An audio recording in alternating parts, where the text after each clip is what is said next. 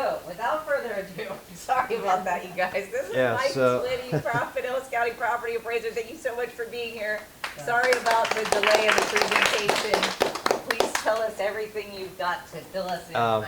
Yeah, so there's a lot of stuff going on, but as you probably may have noticed, trim notices dropped on Monday, so people will be getting them in their mailboxes this week.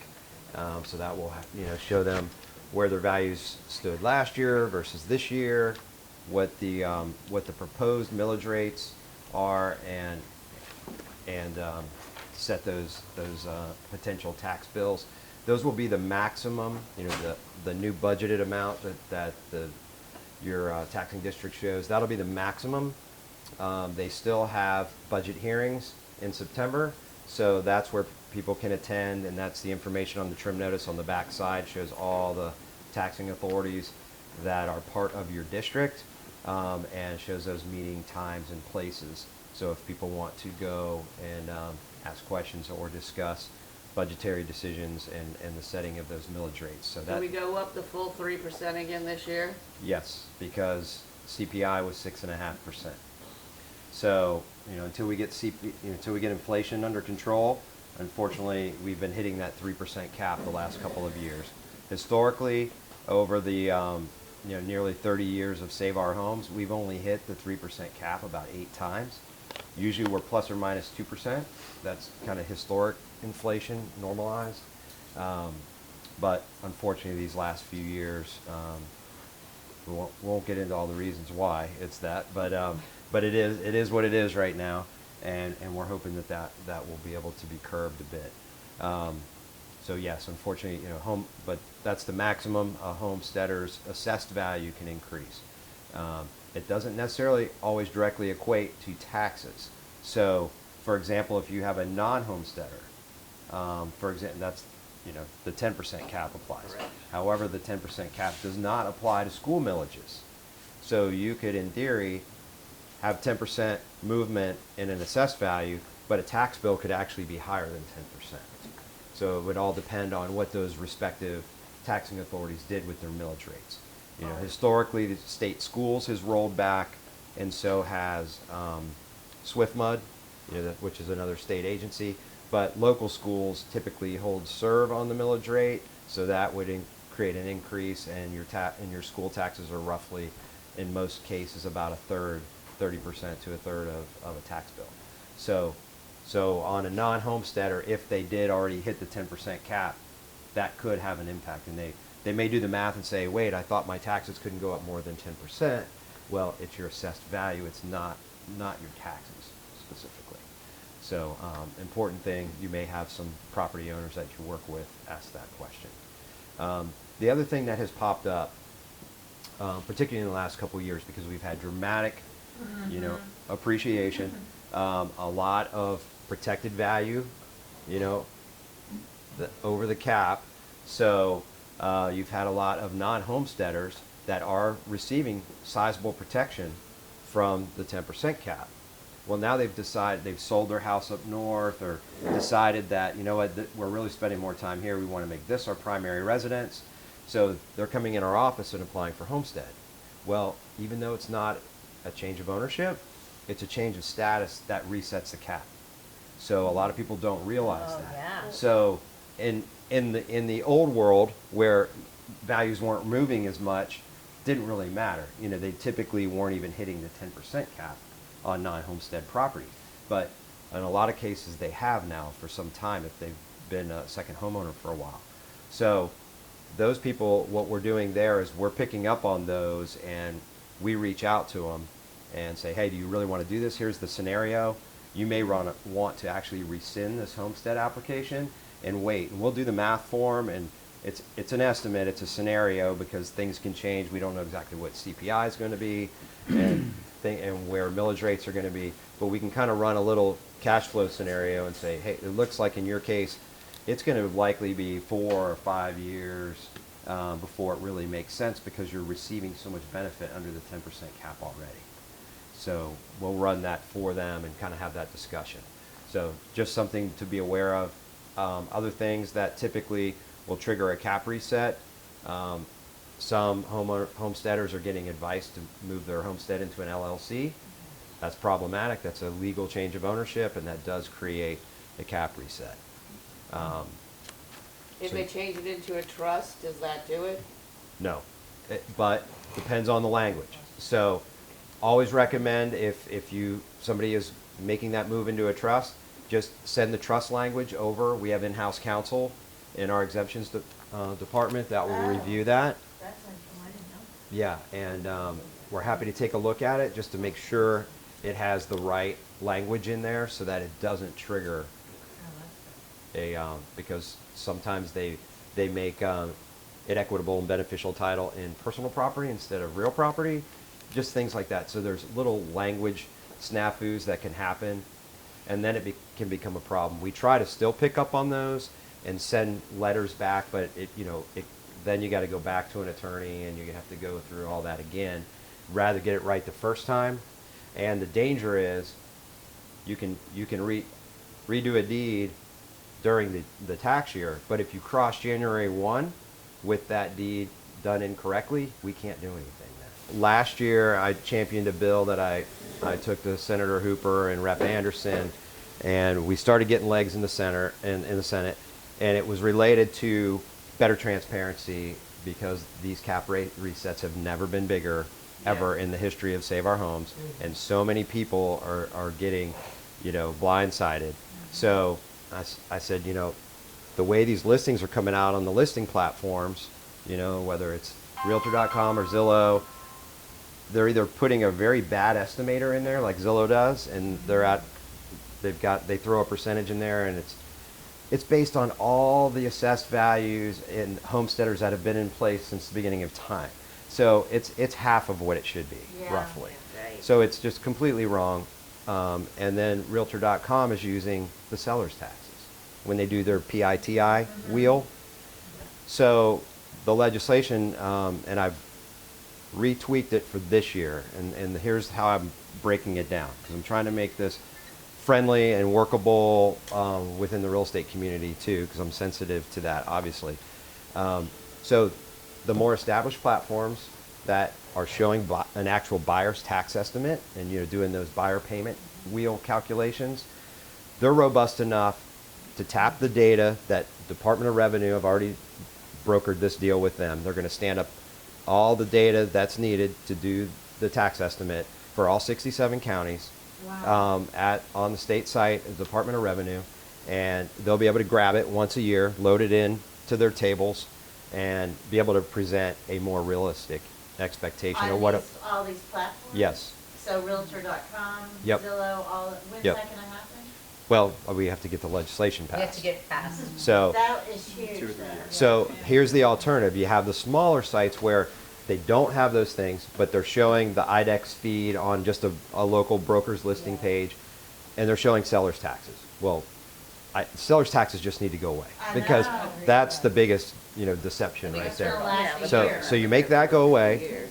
and then we replace it just with a link that will take you Yeah. to your respective county's tax I hate to estimator. say anything, but taxes and insurance, guys, because That's what insurance is they're- Yes. another big. Yeah, I can't help you on the insurance one.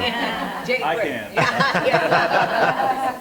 It's crazy That that you one- do, and I always say, when you look at a payment, think about the payment is on the house alone. Taxes and insurance need to be based on on the situation, because there's a variety of It's different such factors. a big variety. Yeah. Right. And thank God they let us qualify for seller's taxes, because a lot Sure. of these buyers wouldn't Mhm. qualify with proposed tax. Right. Which is sad. What's Right. gonna happen if that goes away? That's what I was just gonna and gets say. replaced, then you're probably gonna have to use That too, real too. world. That's gonna be a In the title legis- company question too. Mike, in the legislation, does it look to address the origination of the link, like from the MLS? Like if we could have the MLS, like have that link be out of the MLS?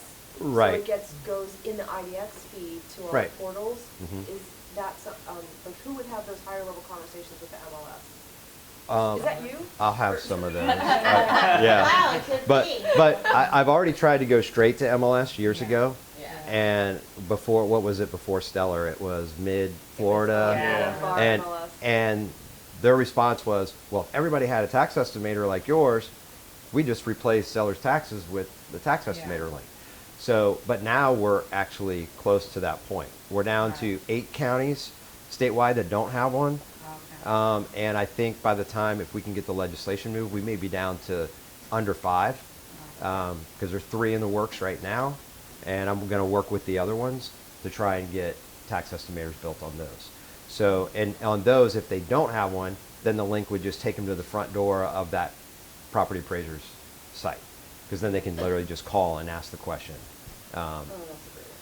So my thought, by doing it at the high level, really, because of the feed, it'll basically go backdoor down Right, to yeah. the MLS, and you have multiple MLSs, and to have to go to each one and try and work it out, it's Right. easier to legislate it from the top and let it Yeah. roll downhill, and then they would just Make add the that data technology field. happen, So they right. add, yeah, they stop pushing out sellers' taxes as a field, and they, you know, it doesn't mean they have to wipe it out of their database or anything. Just don't, yeah. you- That, the graphic on the screen is showing the history of just market value as determined by our office going all the way back to 2005. The blue bars are that just market value. You can see for 2023, that hit almost $213 billion.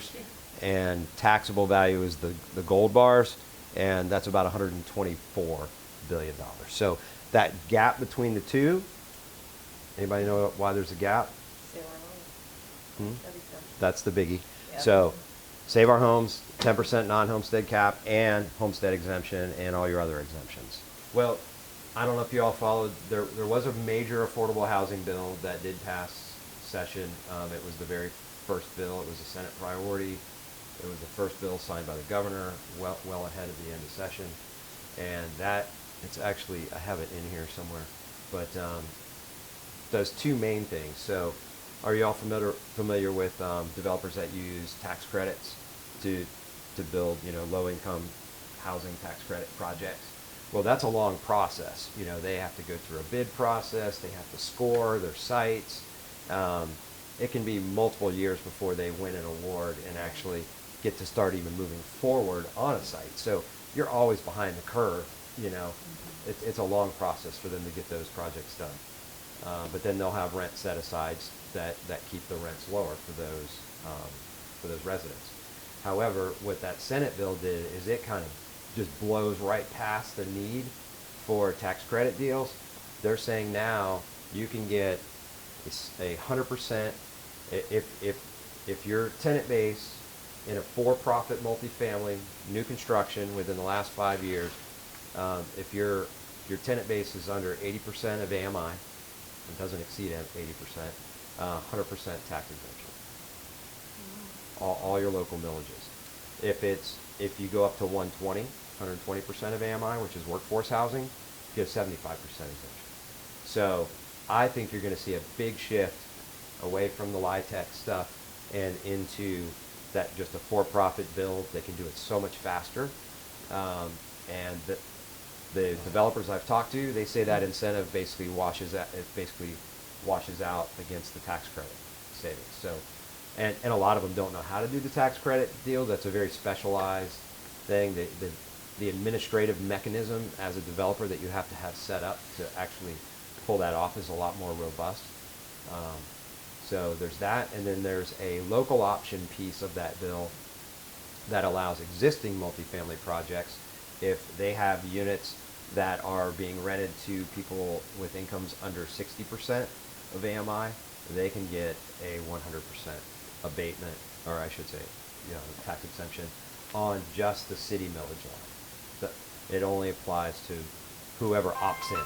So if it's City of St. Pete, they want to do it on their existing housing, then their millage line would be exempt, which is about 30%.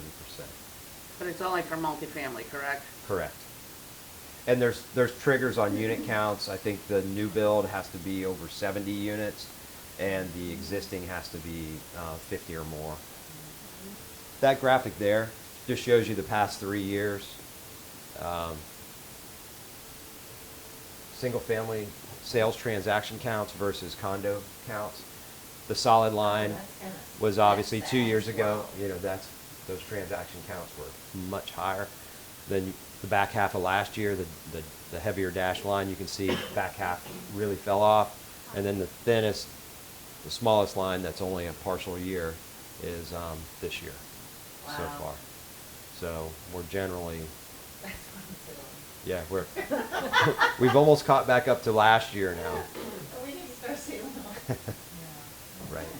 Just gonna get out her marker. I'm gonna try to slither out of here. New construction, even though we're basically a built-out county, we do add about $1 billion of new construction per year in taxable value, and that's effectively how it breaks down. So 57% is residential related. A lot of that's redevelopment or additions and things of that nature. About a quarter of it is the multifamily rental apartments that you see going up around town. See a lot of those. Yep. And In then, Largo. And Yep. commercial is probably drastically dropped because of the people working from home, I'm sure it's affected leasing and. it's stayed about the same percentage, that Okay. 18 to 20% Okay. of taxable, because you still have new retail going up, you still have new hotels being built. Okay, so it's. And technically, if you want to get technical, rental apartments are technically commercial. Yeah, Anything over that's five, what I was five, wondering. anything over Yeah. 5. But I broke them out intentionally because we knew that was such a big piece of it. Yeah. Of the that's a pie. huge piece. There's Right. rental apartments going up all over the Mhm. place. So you guys are all using .gov now, right? Yeah. Please say yes. We love Yes. your Okay, website. okay, good. Love it. So you'll see a thing pop up in about 2 weeks. It will be your official countdown. So getting rid of the old one. The old one is going to shut down basically about a month from today. And also resource-wise, we have a YouTube channel. Now you can hit from the new site. And I did a website session a month and a half ago. On there. So it's on YouTube. It's a Oh. full breakdown, an hour set that goes, and I specifically go into things that would help, realtors and title, and to Okay, show you some of the IT. Easter eggs in there. Yeah. So it's not like a .org is just going to shut off and people are going to get a blank screen.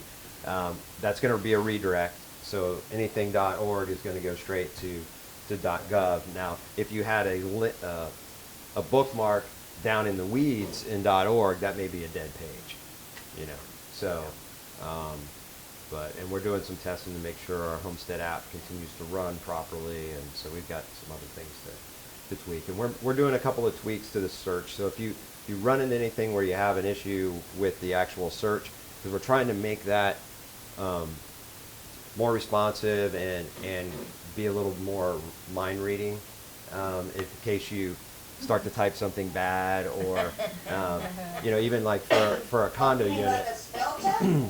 Well, at first It's for people they- who don't wear their readers. they call it Yeah, this happens to me all. right. They call it a fuzzy search.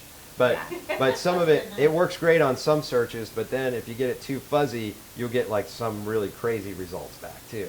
So we're trying to do a little give and take. But like if you're searching a condo, some people were struggling with the condo.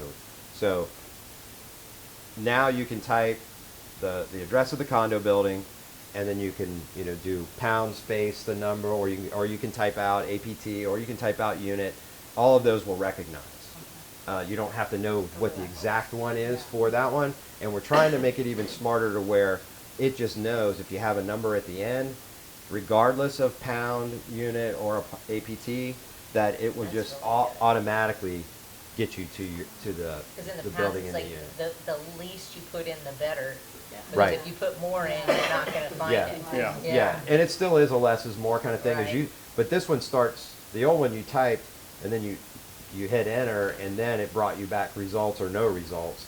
This one, as soon as you start typing, you start getting results, and it starts filtering down the list, and then and if you just put a street name in, and then hit enter, you're going to get a list. It's going to take you to a bigger refined search with a list of everything on that street. Because some people want to farm, a street, or Right. want to look down it, and you can export that data, or you can do different things. And then the advanced search, a lot more user friendly. You got to play with it a little bit to understand how it works. But once you play with it, you can dump stuff right into Excel templates that are all pre-designed. So if you want to do sales analysis, there's already formulas built in, so it calculates price per square foot, things like that. You don't have to do the math So after cool. the. See, I know, that's the kind of fact. stuff that I dig. I'm not, We also, on the new website, if you're on the big map and you get the pop-up, you'll see there's a zoning link now. So now you can check the zoning in all your jurisdictions, but we do the same thing. We go as far as we can drive.